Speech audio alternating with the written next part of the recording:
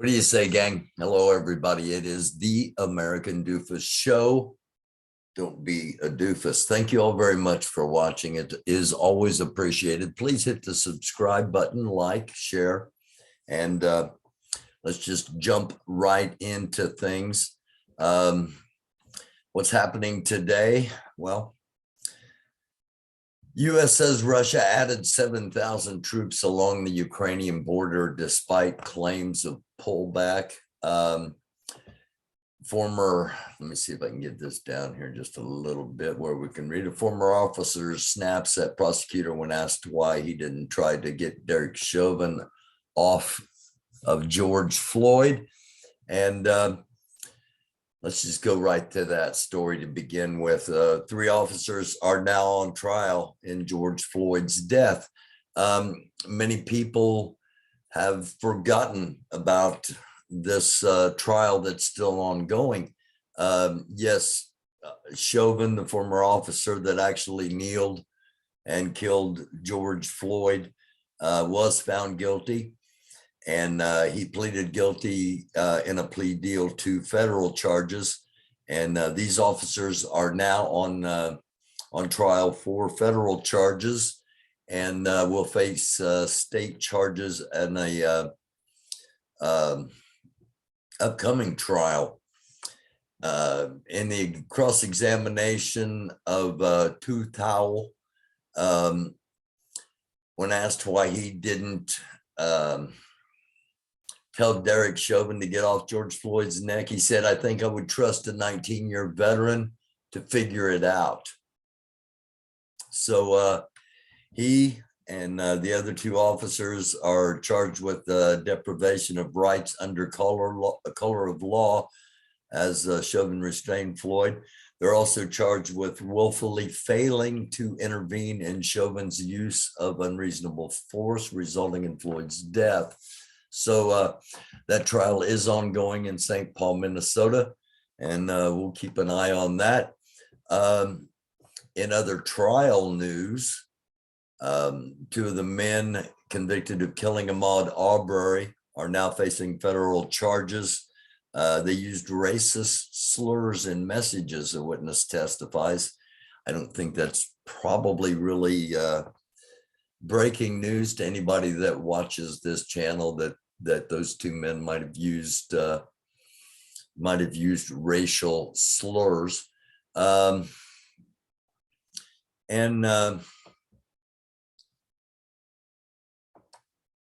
And talking about trials, this just kind of jumped into my head because I had a couple of messages. I was going to wait and do this, talk about this tomorrow night. Thursday night is the People's Platform. It's just I just come on and we do a live and we talk about whatever you want to talk about. One of the things I'm going to talk about tomorrow night is the fact that people are still talking about the halftime show of the NFL Super Bowl this past Sunday.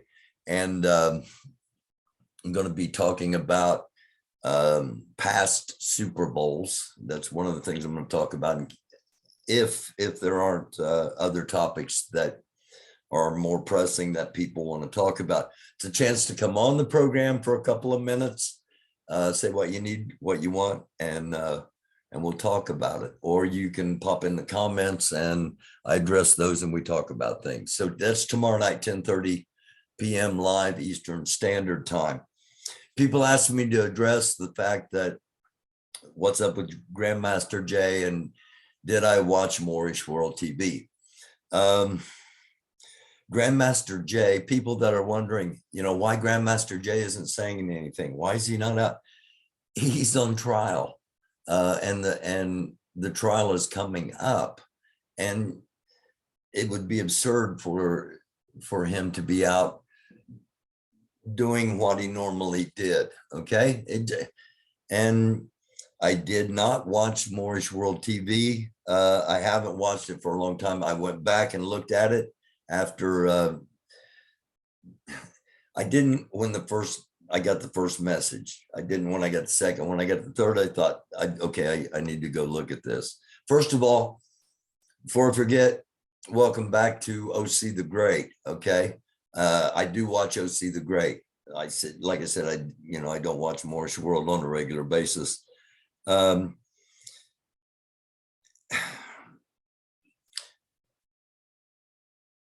First of all, Taraka Bey is very talented. Okay, let me get that out right off the bat. He's very talented. Um, he does impersonations, impressions, mimic, whatever term you want to use, and he's very talented at doing that. And he's a talented host.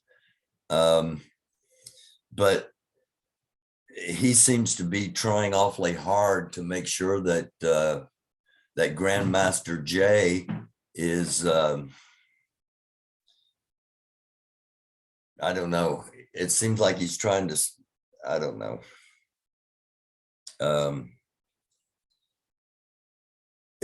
He's been saying things for a long time, Taraka Bey has.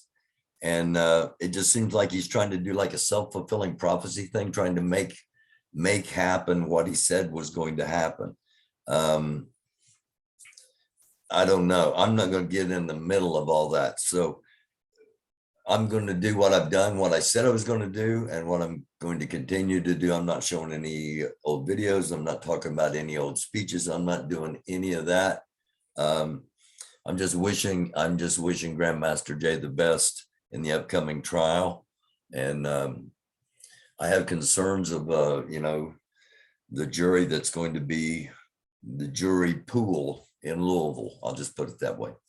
And we'll see what happens. And I'm not going to do episodes on it. I'm not going to bring stuff up. I'm not going to talk about things. I said it a number of episodes back, and I've said it since that time. And I'm saying it one final time. You can stop messaging me on it. As far as I know, Grandmaster Jay is fine. I think I probably would have had something gone awry, and he's just preparing for a trial. He's doing what he's supposed to be doing. And again, we wish anybody going to trial that's not blatantly guilty. We wish him a fair, speedy trial and nothing but the best. So with that being said, back to the CNN breaking news.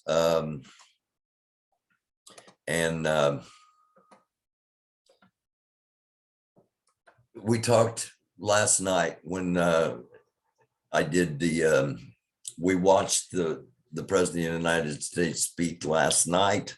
And I said, yeah, two things can be true at the same time. Russia could not, could be, they're not lying. They are pulling back certain troops and sending them back to their permanent bases. That doesn't mean they aren't immediately replacing them with other troops. And that seems to be from reports what's happening today. U.S. says Russia added 7,000 troops along the Ukrainian border, despite claims of pullback. And I want to get to this from the BBC. This is this is the Ukrainian president. This is a report of what is actually happening on the ground. Why do we watch this? Why do we care? Why is it significant? How's it going to impact us?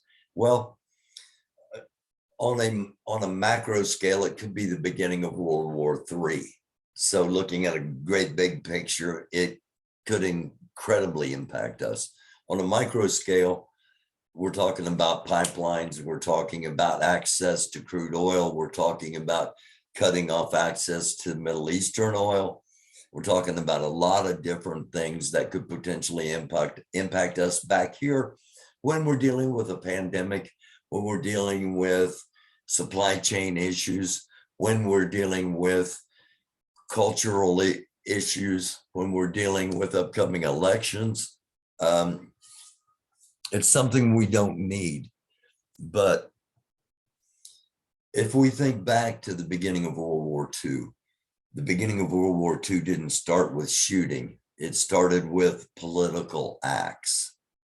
And it's important to not have history repeat itself if possible. there's not a lot you and I want, you watching it, there's not a lot we can do about this other than be aware that it could potentially happen. And this just popped into my head that I wanted to talk about real briefly, and I'll do so right before we start this video. There's a story that just broke an hour or so ago before this recording that the United States Navy aircraft had intercepted a Russian military plane in an area it wasn't supposed to be in. It happened twice yesterday.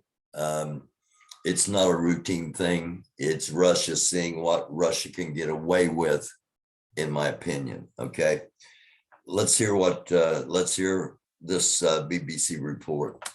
Ukraine's government has been holding what it calls a day of unity in response to fears of a Russian invasion. Western intelligence estimates suggest Russia still has well over 100,000 troops encircling the country. Ukraine's President Volodymyr Zelensky has been on a nationwide tour from Rivne in the west to Mariupol in the east to inspect defenses and rally Ukrainian forces. Our correspondent Sarah Rainsford has been traveling with him. Today was Ukraine's turn for a show of force, aiming its tanks and missiles at an imaginary invader. Military exercises as the president looked on. It's the kind of cross-border attack that Western governments fear Russia is planning here. Some had even named today as the launch date. Instead, Volodymyr Zelensky was on a morale-boosting tour, laid out for him to admire weapons sent by allies, including Britain, remote assistance. I asked Mr. Zelensky whether the threat had receded now. We react to the reality we have, and we don't see any withdrawal yet. We've only heard about it. When the troops do withdraw, everyone will see that, not just reconnaissance or the military. We'll all see it. But for now, all we have are statements. Again, it's what we talked about before, that even if there are withdrawal of certain troops, it doesn't mean they're not going to be replaced by new, fresh troops to the area. Okay. Let's go back. So they're preparing for every scenario. This exercise is all about simulating a massive incursion into Ukraine. And of course, in this country, that's not just a hypothetical threat, because there are still tens of thousands of Russian troops on Ukraine's border. That's another thing that needs to be brought up that's not talked about a lot, is that there is ongoing fighting and has been for 5 to 10 years since the last time Russia invaded Ukraine. There's an area in Ukraine, the border of Ukraine and Russia, where fighting is going on, has been going on. So looking back macro again, looking back big picture, if somebody does something wrong, that's how shooting wars begin.